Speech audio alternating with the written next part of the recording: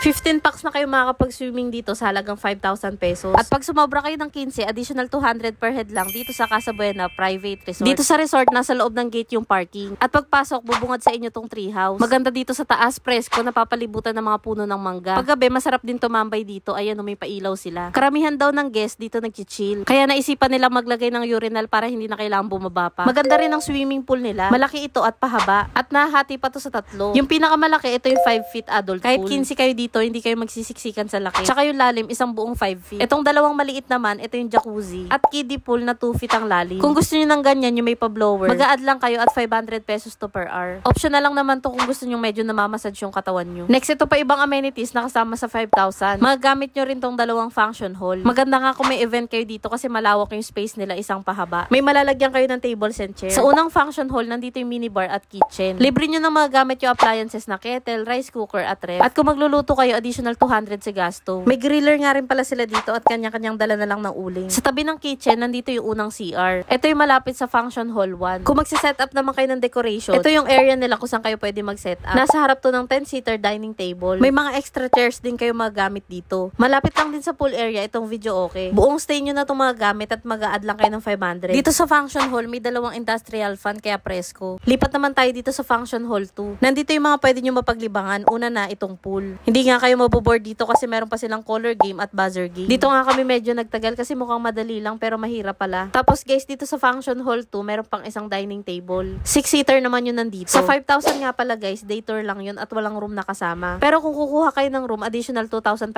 pesos. May dalawang room sila dito, parehas lang ng style. May sariling CR sa loob at maraming bed. Naka-air condition din yung dalawang room nila. Yung rate naman nila kapag overnight, 8,500 pesos may kasama ng isang kwarto. At kapag full stay naman, 12,000 pesos. Kaya sa mga balak pong mag-book, mag-message lang po kayo direkta sa kanilang Facebook page. Ang sulit na dito guys, kaya sana hindi kayo maubusan ng slot. Itong Casa Buena Private Resort nga pala ay located sa Buenaventura Compound, Barangay San Isidro, Montalban, Rizal. Sa mga magko-commute, sakay lang po kayo ng Montalban at baba kayo sa Louvers. At pagdating sa Louvers, sakay kayo ng orange na tricycle at sabihin nyo sa may sitio Bangkal lang kayo. Pagbaba doon, walking distance na lang at makakarating na kayo dito sa Casa Buena.